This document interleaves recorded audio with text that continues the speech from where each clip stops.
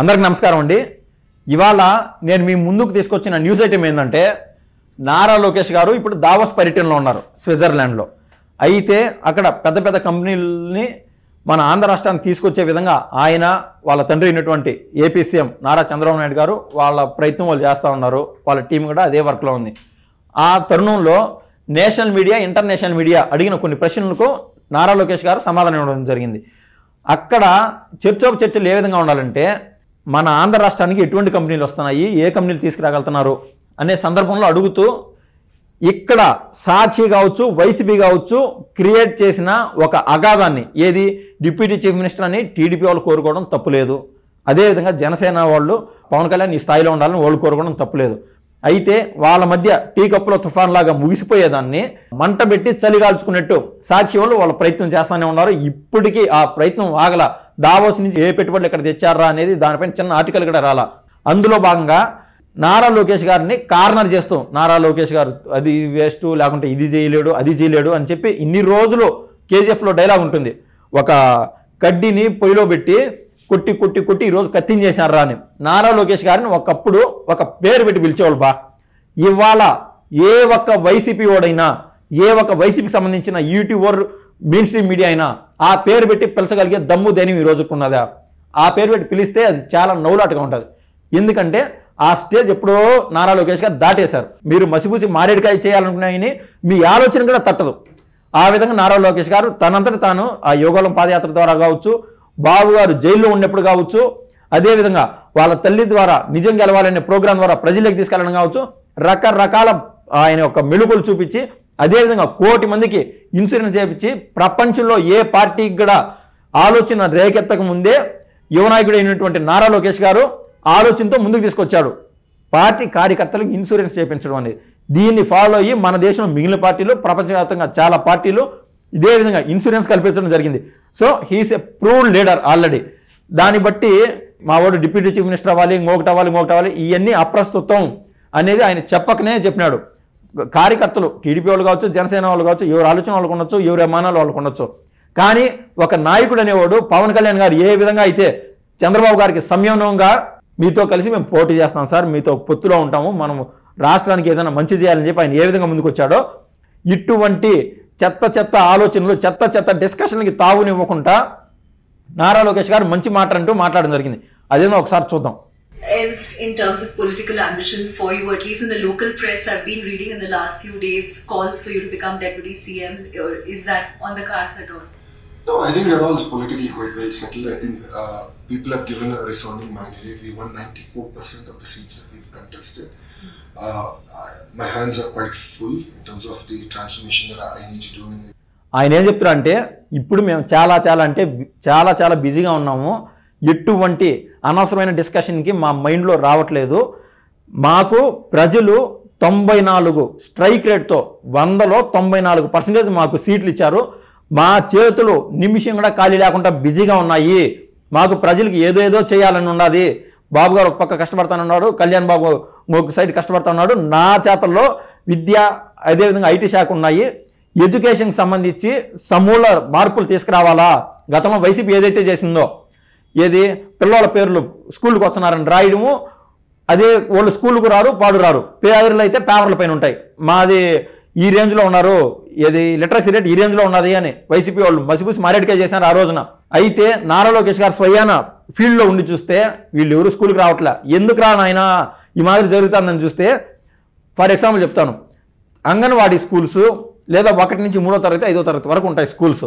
ఆ స్కూల్స్ని ఏం చేశారంటే ఇక్కడ క్యాన్సిల్ చేసేసి, తర్వాత 5th to 8th ఆ రేంజ్ స్కూల్స్ ఉంటాయి. 3 దశల్లో ఉండే స్కూల్స్ని ఒకే చోట హై స్కూల్స్లోకే, ఈ అంగన్వాడీ స్కూల్ని కూడా హై స్కూల్స్ వరకు తరలించే మార్గం చేసినప్పుడు, పిల్లవాళ్ళు 3వ తరగతి, 4వ తరగతి, 5వ తరగతి చదివేవాళ్ళు అంత దూరం పోలేక పల్లెటూరులో ఉన్నప్పుడు పేద రైతులు కావచ్చు, లేదా పని చేసుకునే వాళ్ళు కావచ్చు, వీళ్ళు మాత్రమే ఎక్కువ ఆ స్కూల్కి వెళ్తూ ఉంటారు. మేము అంత దూరం పోలేము, మా పిల్లల్ని పంపిలేము అని చెప్పి వాళ్ళు నా పిల్లల్ని పనులకు తీసుకెళ్తా ఉన్నారు. ఈ విధంగా లిటరసీ రేటు యాక్చువల్గా చాలా పడిపోయింది. ఇటువంటి వాటిపైన సమూల మార్పులు తీసుకురావాలా అని నారా లోకేష్ గారు తప్పిస్తున్నారు. మనం చూసాం, ఇంటర్మీడియట్ వాళ్ళకి కూడా మధ్యాహ్న భోజన పథకం తీసుకురావాలని చెప్పి. అదేవిధంగా ఈ ఎడ్యుకేషన్ ఈ ప్రజల్లోకి ఇంకా డెప్త్ తీసుకెళ్లాలా, మరింత మందికి లిటరసీ రేట్ పెంచాలనే ఆలోచనలో ఏనుంటే వాళ్ళు చేసిన అవినీతి ఒక్క ఎగ్గు పైన, ఒక కోడిగుడ్డు పైన 6.5 రూపాయలు రేట్ వేస్తున్నారు వైసీపీ వాళ్ళు. వీళ్ళకి గవర్నమెంట్ కేవలం 5 రూపాయలు దక్కుతుంది. అంటే 1.5 రూపాయి వేల సరుకు పైన లక్షలు కొట్టేసేవాళ్ళు ఎవరు? గత ప్రభుత్వంలో ఉన్నటువంటి Jaganmohan Reddy and batch. So ఇటువంటి వాటిలో నేను చేసినంత పని బిజీగా ఉన్నది. నా పని అది మాత్రమే. నాకు డిప్యూటీ చీఫ్ మినిస్టర్ అనో ఇంకొకటనో లేదు. నాకు ఇచ్చిన పని నేను సక్రమం చేసుకోవాలని నారా లోకేష్ గారు అయితే చెప్పడం జరుగుతూ ఉంది. 5 years have been pretty bad for the education sector in Andhra Pradesh. So fundamentally transforming it, orienting it to an outcome-based education system, creating Andhra model of education, I think is very, very important. I don't believe in the cookie cutter model of saying, that it's okay, the Finnish model or the Japanese model and import it. While there will be parts that we can, but in totality it won't work. And every state in India has its own unique requirement. So, my hands are quite full, and we're going to launch the Andhra model of education, the blueprint soon. Where KG to PG I'm going to attack. One of the major focus for me is actually gender diversity. In India, we continue to see challenges where atrocities against women is still on the rise.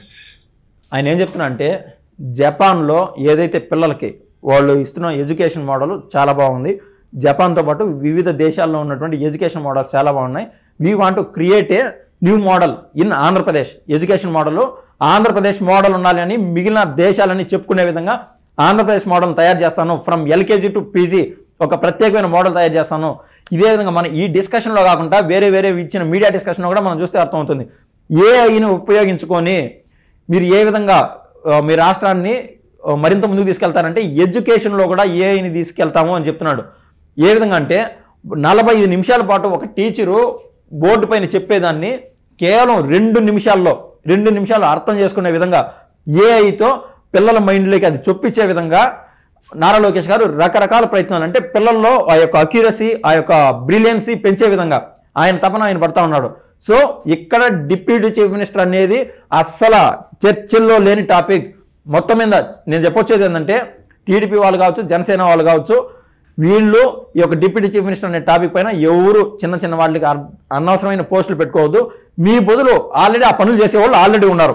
మీరు చూసినట్లయితే last 1 week గ్యాప్లో ఎప్పుడు లేని విధంగా కొత్త అకౌంట్లు create అయిపోయినాయి.